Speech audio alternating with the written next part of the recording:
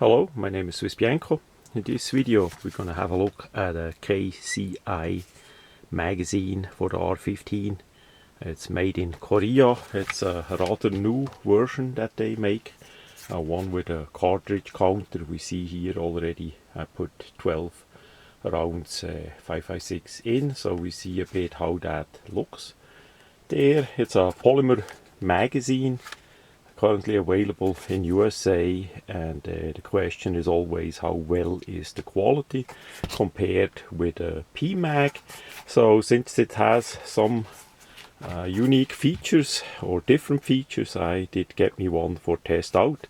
I did not yet fire it, and I can't say much about the reliability and all that, but we're gonna have a first look. So it's a 30 round magazine in this case, and we have a clear polymer part on each side, so you have a window. We see there that we have 12 rounds in it already filled up. It also has that part on top here that you can take off. It's basically a dust cover or a cover to keep the dirt and the dust out of the magazine for storage. That comes with the magazine, which is, by the way, just in a simple clear polymer bag, no paperwork or anything. Quite likely online you would see some more information about it. Anyway, that part here is a clear polymer as well. Say by the magpul PMags, that is black. So because this is clear, we actually see the ammunition inside there.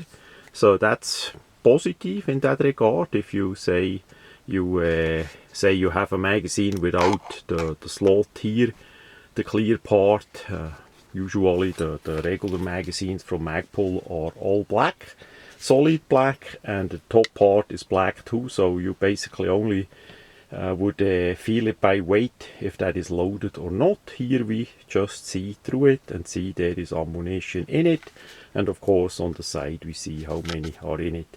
So that's quite a nice feature. I think we can simply take the clear plastic part off here. That's a disposable part, and then we see the feed lips and the ammunition. That was it already about ammunition in it, so we take them out.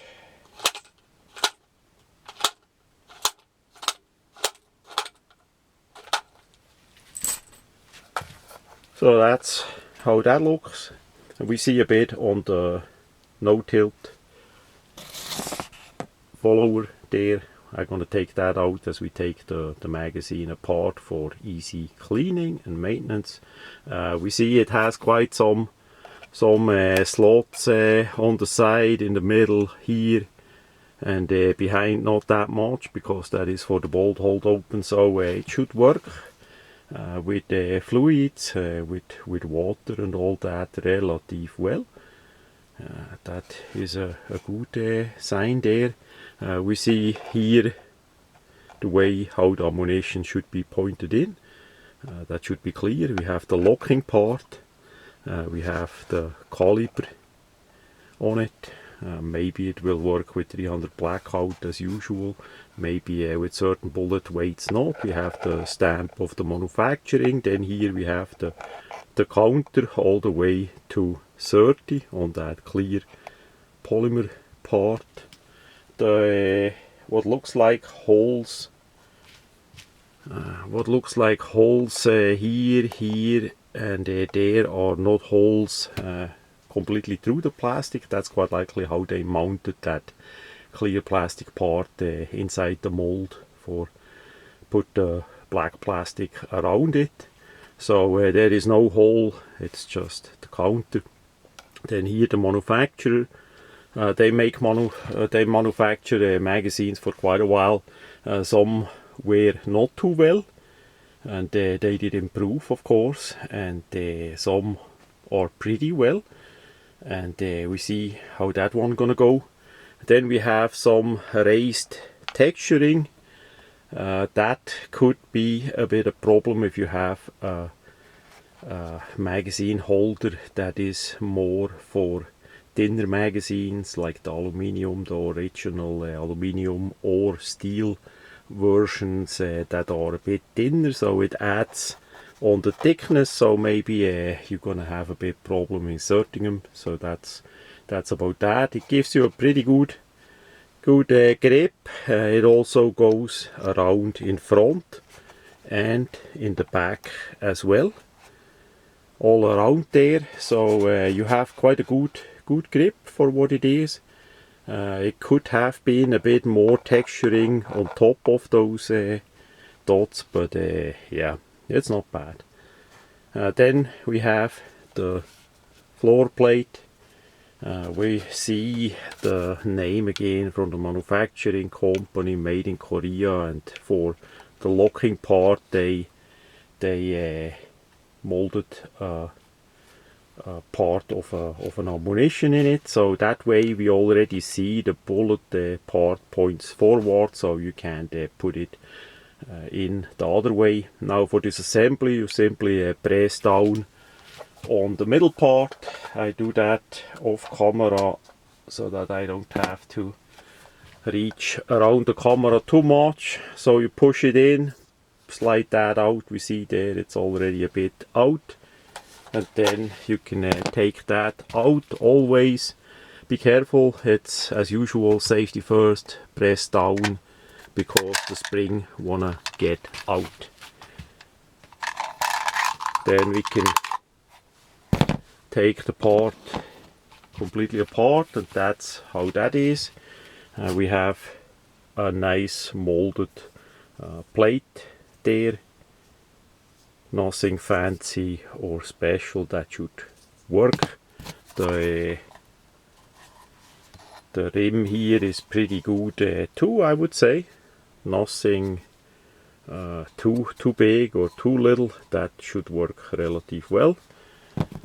We have the bottom part there, the locking plate, and we see again that cartridge style there. It holds on the spring there, you can take it off if you want to. Then we have the spring, usual spring, and on top we have the non-tilt follower. We see that part here. That goes into the ribs of the magazine, so it can't tilt.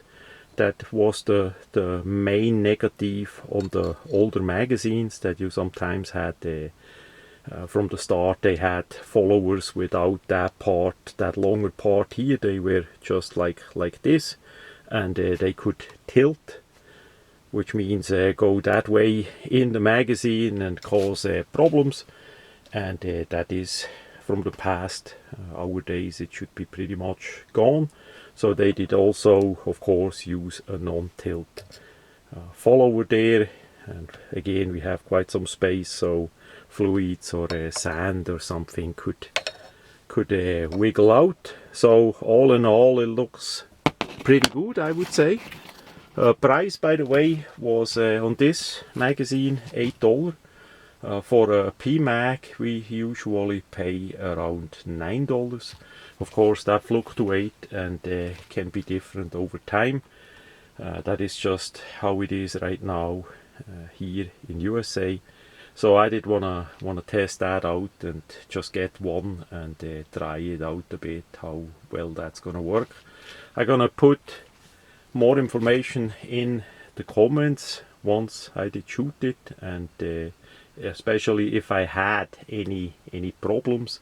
It's also gonna get loaded up fully with 30 rounds, and then we see if the feed lips gonna bend outwards over time. They make a pretty good impression. It's quite a sturdy material, so we're gonna see how that goes. Also for storage, as you use that part here, that releases some tension from the magazine lips because the ammunition is pressed downward, so that's for sure gonna help. So I'm gonna storage it in that way for a while, and then I take it off and gonna storage it a while without the cover, and then we see how it goes, and if something negative will happen, I'm gonna post it in the comments over time, and then we see how it goes. And if you have one of those magazines, please post in the comments too if it did work out for you, how you feel about it. Is it in the same quality like the P-Mag? Quite likely not, but yeah, that's always interesting to test out new items, especially here in USA, where we have the freedom to just buy it and have it how we want. So that much about this Made in Korea magazine.